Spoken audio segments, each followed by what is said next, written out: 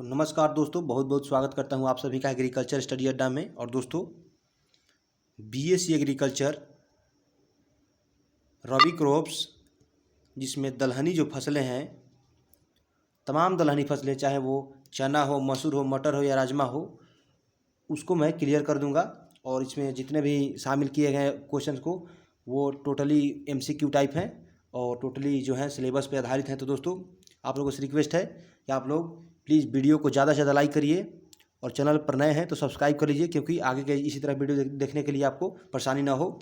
और हाँ दोस्तों, जिसको पीडीएफ चाहिए वो डिस्क्रिप्शन खोल के चेक करें, उसमें व्हाट्सएप और टेलीग्राम ग्रुप का लिंक है, आप ज्वाइन करो। आपका इसका पीडीएफ बिल्कुल फ्री में और बिल्कुल टाइम से दिया जाएगा। तो दोस्तों, मैं चाहूँगा कि अब हम लोग वीडियो पे चलेंगे और समझेंगे जो दलहनी फसलें हैं मुख्य रूप से। ऐसे तो इस वीडियो का लगातार बहुत सारा सीरीज में ला रहा हूँ कई दिनों से।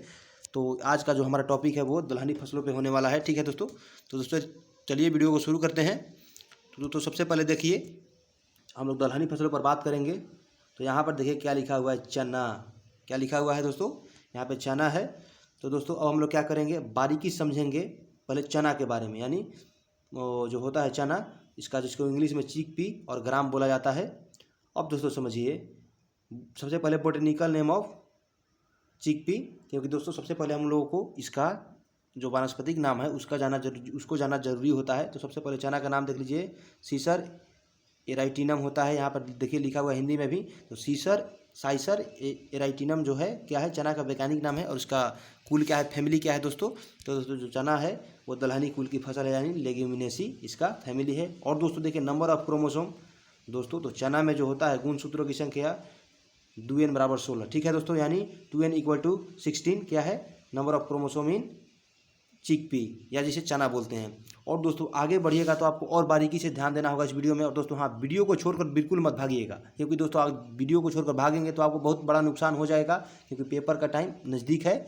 उस समय आप फिर हॉल में बैठकर पंखा गिनोगे। उससे अच्छा है कि आप लोग वीडियो पे चुपचाप शांति से देखते रहो। अब मैं अपने लिए नहीं, आप लोग के लिए बता रहा हूँ। और हाँ दोस्तों, और आगे बढ़ेंगे। और आगे दोस्तों, हम लोग ने बोटनिकल नेम फैमिली जान लिया और नंबर ऑफ क्रोमोसोम भी जान लिया। तो दोस्तों आगे बढ़ते हैं। आगे है दोस्तों, संसार में सबसे ज़्यादा चना किस देश में उत्पादित होता है। दोस्तों ये प्रश्न बहुत इंपॉर्टेंट है, ये प्रश्न को पूछा जाएगा। तो दोस्तों, संसार में जो चना होता है वो भारत में सबसे ज़्यादा उत्पादित किया जाता है। यानी आप समझ सकते हैं कि जो 80% क्षेत्रफल है विश्व का, वो भारत में है। और विश्व का 78% उत्पादन हो भारत में होता है। यानी विश्व में भारत नंबर 1 पे है चना उत्पादन में, जो कि विश्व का 80% क्षेत्रफल और 78% उत्पादन देता है। दोस्तों आप लोग इसको नोट कर लीजिए, या फिर मैं तो पीडीएफ दे ही दूंगा। और दोस्तों आगे बढ़ते हैं। आगे है दोस्तों, चना का उत्पत्ति स्थान कहाँ है। दोस्तों ये जो अपना हम लोग का सब्जेक्ट है, crop improvement to kharif crop, तो दोस्तों इसमें यही मुख्य रूप से पढ़ना है, उत्पत्ति कहाँ है। और इसके बारे में थोड़ा मतलब इसको इम्प्रूवमेंट के बारे में जानना है, यानी इसको किस तरह से उन्नति किया जा सके। तो दोस्तों यहाँ पे देखिए, चना का उत्पत्ति कहाँ हुआ है दोस्तों, तो टर्की में हुआ है, जिसको तुर्की भी बोला जाता है इंग्लिश में। ठीक है। और दोस्तों चना का उत्पत्ति स्थान तुर्की है। और आगे देखेंगे, भारत में काबुली चने का आगमन कब हुआ। दोस्तों भारत में काबुली चने का आगमन कब हुआ, तो दोस्तों 1700 ईस्वी में। ठीक है, कब हुआ दोस्तों, 1700 ईस्वी में हुआ चने का आगमन। और दोस्तों आगे बढ़ेंगे, और आगे है तो चना में स्वपरागण कितना प्रतिशत होता है। दोस्तों चूँकि चना में क्या होता है, सेल्फ पोलिनेशन होता है, स्वपरागण होता है, ये तो पता है, लेकिन अब कितना प्रतिशत होता है। तो दोस्तों जो चना में जो होता है 98%, यानी 98% होता है, वो सेल्फ पोलिनेशन होता है। और दोस्तों आगे बढ़ेंगे, और आगे तो चना में कितना परागकोश पाया जाता है, यानी दोस्तों how many anther in chickpea. तो दोस्तों देखिए, फूल में पाया जाता है दोस्तों, चना के फूल में कितना परागकोश पाया जाता है दोस्तों, तो 10 परागकोश यानी 10 एंथर्स पाए जाते हैं। दोस्तों आप लोग बारीकी समझिएगा। और इस जो अभी मैं चना करा रहा हूँ, इसके बाद में भी आप लोगों को मसूर का कराऊंगा इसी वीडियो में। तो आप लोग वीडियो में अंत तक जरूर बने रहिएगा। और दोस्तों वीडियो को एक बार प्लीज़ शेयर कर दीजिए। ठीक है, और आगे बढ़ते हैं दोस्तों। आगे देखिए, आगे दोस्तों भारत में चना पर किए जाने वाले अनुसंधान केंद्र। तो दोस्तों हम लोग जानेंगे अनुसंधान केंद्र, यानी भारत में चने पर अनुसंधान केंद्र कहाँ कहाँ हैं। तो दोस्तों चना पर किए जाने वाले अनुसंधान केंद्रों का बात की जाए तो सबसे पहले देखिए, ऊपर में लिखा हुआ है नंबर 1 में ICRISAT, यानी international crop research institute for semi arid tropics. ये कहाँ है दोस्तों? हैदराबाद में है, जहाँ देसी चना पर अनुसंधान किया जाता है। किस पे दोस्तों? देसी चना पे। आप लोग दोस्तों ये जो शॉर्ट फॉर्म है ICRISAT यानी इसे ICRISAT बोल सकते हो, ये कहाँ है दोस्तों? हैदराबाद में है। और यहाँ पे क्या होता है दोस्तों? देसी चना पर अनुसंधान किया जाता है। और दोस्तों आगे है जो देखिए ICARDA, ठीक है। ICARDA इसका मतलब क्या होता है दोस्तों? पर इसको समझिए, international centre for agriculture research in dry areas.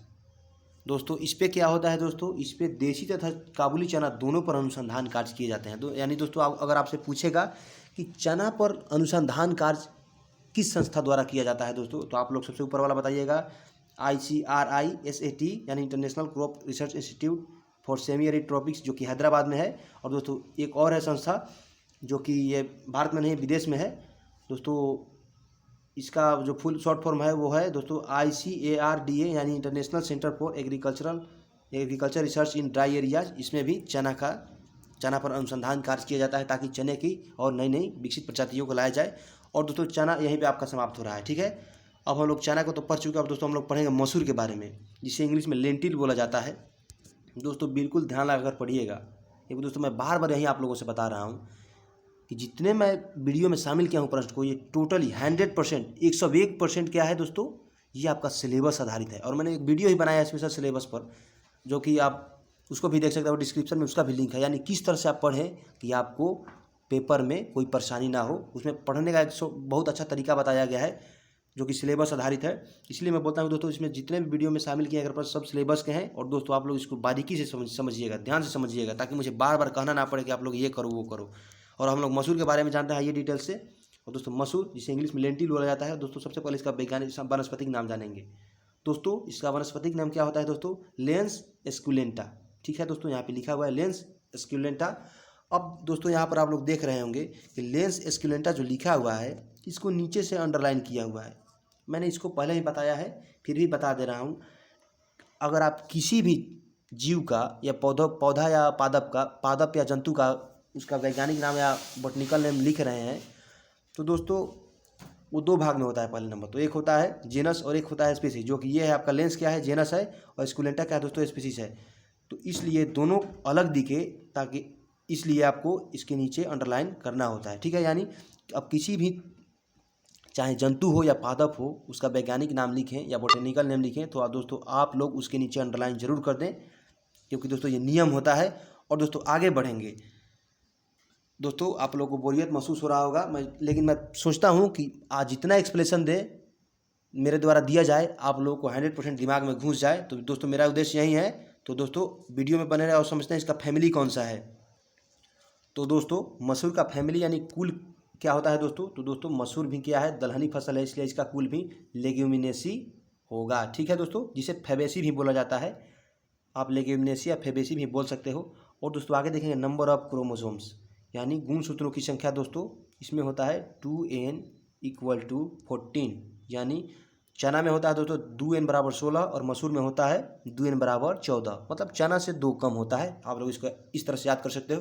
और दोस्तों आगे है उत्पत्ति। दोस्तों उत्पत्ति तो आपको बहुत बारीकी समझना होगा दोस्तों, क्योंकि दोस्तों इसमें जो है ये क्रॉप इम्प्रूवमेंट 2, इसमें दोस्तों आपको मुख्य रूप से उत्पत्ति के बारे में चर्चा किया गया है। अगर आप सिलेबस देखे होंगे तो आपको पता होगा। तो दोस्तों आइए बात करते हैं उत्पत्ति के बारे में। तो दोस्तों हिंदू कुश पर्वत इसका उत्पत्ति स्थान है, जो कि हिंदू कुश पर्वत कहाँ है दोस्तों? उत्तरी पाकिस्तान से लेकर के अफगानिस्तान तक पड़ता है। हिंदू कुश नाम के एक पर्वत है जो कि उत्तरी पाकिस्तान से लेकर अफगानिस्तान के मध्य अफगानिस्तान के कुछ हिस्सों में ये पर्वत पड़ता है। वहीं पे क्या है दोस्तों? मसूर का उत्पत्ति स्थान माना जाता है, ठीक है। तो मुझे उम्मीद है कि यहाँ तक क्लियर हो गया होगा। और दोस्तों आगे बढ़ेंगे। और आगे है दोस्तों सर्वाधिक उत्पादन किस राज्य में होता है? किस चीज़ का? मसूर का। हम लोग बात कर रहे हैं मसूर का। तो यानी मसूर का सर्वाधिक उत्पादन किस राज्य में होता है दोस्तों? तो दोस्तों मसूर का सर्वाधिक उत्पादन उत्तर प्रदेश राज्य में होता है, यानी यूपी में सबसे ज़्यादा प्रोडक्शन होता है लेंटिल का। और दोस्तों आगे बढ़ेंगे और आगे बात करेंगे दोस्तों मसूर में किस प्रकार के परागण होते हैं, यानी किस विधि द्वारा इसमें पॉलिनेशन होता है। तो दोस्तों मसूर में क्या होता है? सेल्फ पॉलिनेशन यानी 100 परागण होता है। अगर आप लोग चाहें कि 100 परागण क्या होता है तो मैं इस पर स्पेशल वीडियो बना दूंगा, आप लोग कमेंट करें। और दोस्तों साथ में ये भी कमेंट करते रहो वीडियो में प्लीज़ कि सर ये समझ में आया और इसको इस तरह से इम्प्रूव करो। आप लोग सुझाव भेज सकते हो मेरे को, इसमें कोई दिक्कत नहीं है, ठीक। आप लोग पढ़ते हो, मैं केवल मेरे को सुनते हो, कुछ आप लोग भी बोला करो ताकि मैं उसका जवाब दे पाऊँ, ठीक है। तो दोस्तों आप लोग कमेंट भी कर दिया करो, मेरा यही रिक्वेस्ट है आप लोगों से। और यहाँ तक दोस्तों बात क्लियर है। मसूर में क्या होता है, सेल्फ पोलिनेशन होता है। और दोस्तों आगे बात करेंगे मसूर पर अनुसंधान, मुख्यतः ICARDA यानी जो कि चना का भी होता है इसमें मैंने बताया। और ICARDA में क्या होता है दोस्तों, मसूर पर भी अनुसंधान कार्य किया जाता है, ठीक है दोस्तों। तो दोस्तों मैंने इसका फुल फॉर्म तो ऊपर बता ही दिया हूँ, टाइम वेस्ट नहीं करूँगा। और दोस्तों आगे बढ़ते हैं। ये जो है क्या है ICARDA, इसका स्थापना कब हुआ था दोस्तों, तो दोस्तों इसका स्थापना 1977 में हुआ था, यानी 1977 में क्या हुआ था दोस्तों, ICARDA का स्थापना हुआ था। और दोस्तों जिस पर मसूर का अनुसंधान मुख्यतः रूप से किया जाता है, इसमें चना का भी होता है। और दोस्तों आगे बढ़ते हैं और आगे देखते हैं।